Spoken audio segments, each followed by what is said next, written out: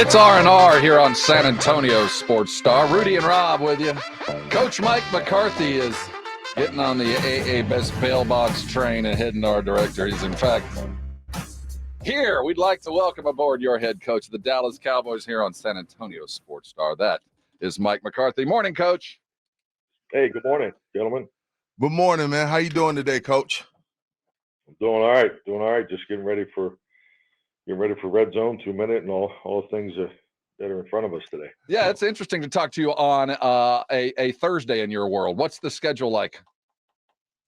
Well, it's we have young guy meetings that start at 7:00, and then we have 7:30 team, and then we go into O&D meetings. There's walkthroughs that come at the end of those, and special team meetings, and then we're practicing at I think 11:30, and then we have post-practice special team meetings, then offensive defensive meetings with walkthroughs after that. So 7 players go from 7 to 5 o'clock today. And yours? What's your schedule like? Well, we just keep rolling. And we got things we got to work on tonight to get ready for tomorrow's work. So, Coach, y'all haven't, under your tenure here with the Dallas Cowboys, haven't, suffered a loss like that what happened Sunday night. What did you learn about your team this week after that type of a loss to San Francisco? Well, I think just like anything, you have the emotional segment that you go through, and obviously the disappointment was high. I think that, we were humbled, and, I felt the men have been very accountable. And, most importantly is, we took the time to make sure we went through, the whole game in detail and just make sure we were clear on, the next step, which, I mean, you do that every week, but just, I wanted to take the extra time because we had it going into the Monday night game. And it's, so far the week's been good. Yesterday's work is, I was pleased with it. And, we need to build off that today with, today's our heavy lifting day. Today's our, we call it workload Thursday format on a Friday, obviously this week. But so this will be the big day for us. We'll be in pads. Oh, okay. Now, was this one of those weeks, Coach? Obviously, you know where you are, but was this one of those weeks with all of us and the guys up there and the national media? Was this one of those weeks that kind of reminded you, well, damn, I'm the head coach of the Dallas Cowboys? It's been a crazy week. I'm not sure what you're asking me. It's just I feel like considering it's October and you got 12 games left, I feel like speaking of us, myself, Rob, Dallas media. What? Don't throw me into this. I'm throwing Rob in there. I don't know if it's overreacting. Week 5. Everybody take a breath. Yeah, we got 12 games left. I just kind of like, damn, I'm the head coach of the Dallas Cowboys. This is what comes with it. Yeah, no doubt. I think you clearly understand that when you sign on here, but maybe not totally the level of it. But yeah, I'm obviously into this thing now, the 4th year, so I understand the way things work around here, and which is a great reminder for me to make sure I continue to be myself. I mean, I have to lead these guys through every storm, and and obviously all the we've had a lot of sunny days too. So right, but it's important to stay consistent. That's where the continuity is built, and I think clearly you have to stay on top of your regulation in times like this. And like I said earlier, I think our guys have been accountable, and at the end of the day, the only thing I know what to do is always get back to work regardless of what happened on Sunday. Yeah, what's the old saying? The difference between an ordeal and an adventure is attitude. As you come into this week, I've heard you say over and over the complimentary football and the patience and all things, the decision to chase points versus the decision to hold on to the ball for a little bit longer, the sustained complimentary football. In your mind, as you sit today, what's more important? And obviously points are, but the time of possession, this complimentary thing that seems to be so important in your mind, what are you chasing, and what would you feel most proud of at post game? Point time of possession certainly is, you want the numbers, and you certainly want to outscore the other team, but what's the thing you're chasing as far as your game plan? Oh, I think, number one is points. I mean, obviously, score more than the other team. Well, and score to a level of production too. I mean, it's, because at the end of the day, we're playing to win the game. I mean, that's because that's really all that matters. But from my perspective, I want the team to improve, and either with a tighter focus on offense, we want to, improve in point production. So I think clearly, you can never get away from the importance of scoring points, but how you do it, in as far as the efficiency of it, we need to take care of the ball better. That's something that we came out. I mean, the last 2 years, we have not been in the top 5 in taking care of the football since I've been here, and that's not what I'm accustomed to. And obviously it was a big negative for us in the San Francisco game. So I'm, points, taking care of the football, and then time of possession helps our defense. And our defense is a very strong unit that, if we're keeping them off the field as a bonus, because our drives are, 10, 11, 12 plays, I mean, I think it makes them stronger. So at the end of the day, it's about points and taking care of the ball. I mean, as far as priorities, but the complementary focus has been just to play to the strength of this defense.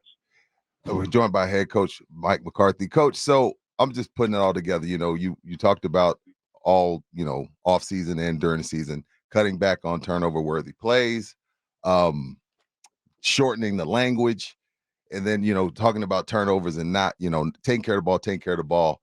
It, at times, it does seem, to outside looking in, that you may not be all the way confident. And I know you've reiterated plenty of times that you are, but from my vantage point, sometimes it feels like you're not as confident in Dak as you and Jerry and Steven lead on to be.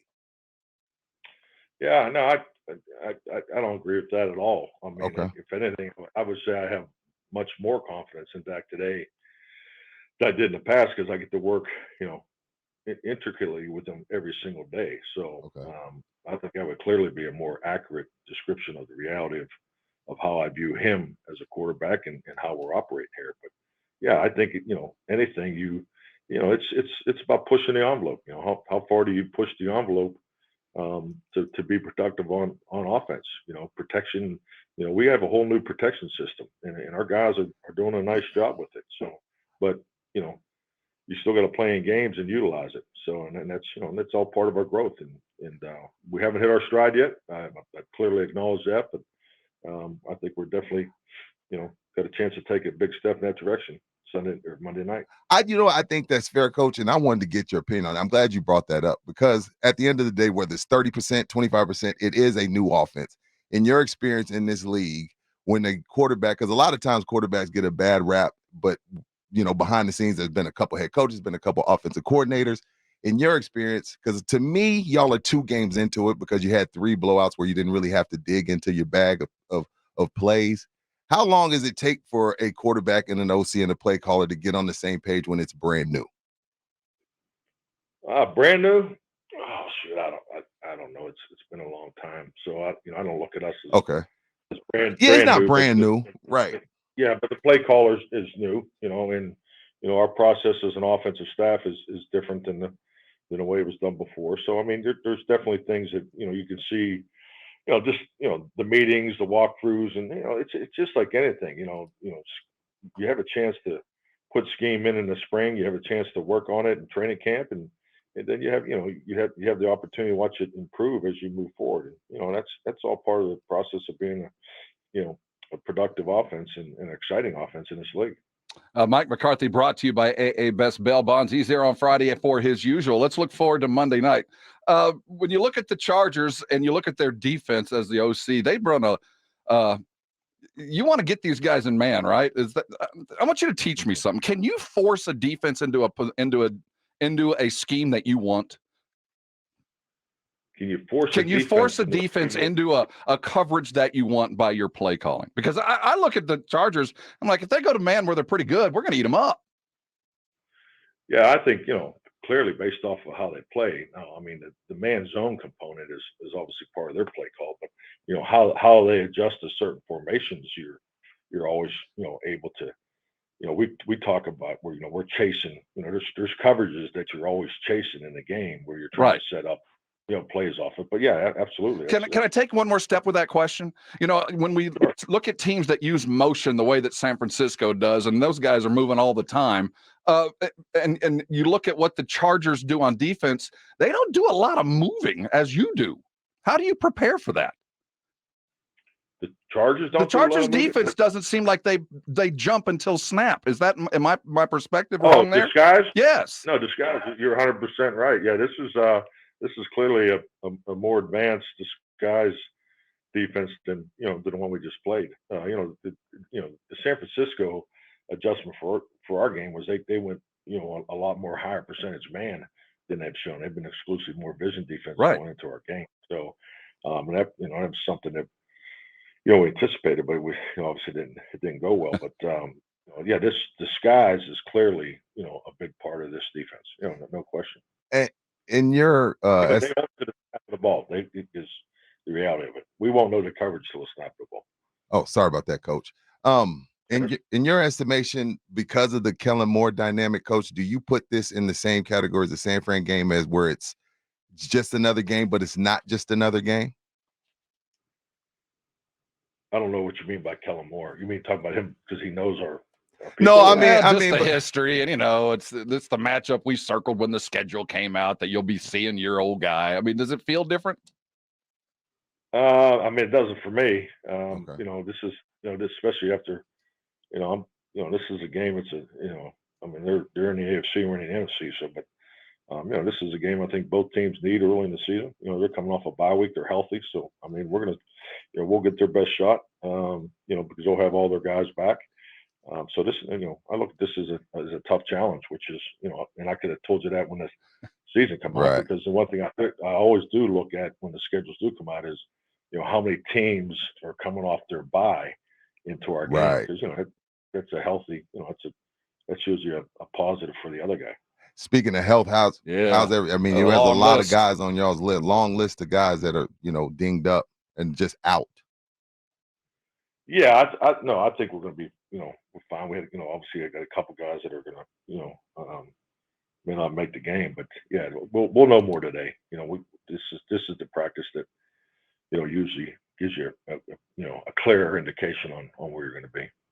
He is the head coach of your Dallas Cowboys, always brought to you by AA Best Bail Bonds. Hey, Coach, we appreciate everything you've done and everything you said.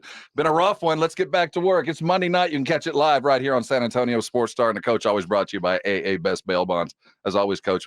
Good luck, Coach. Good health and safe travels. We'll talk to you next week. All right. Thank you, man. Have a good weekend. You too. He is the coach of your Dallas Cowboys.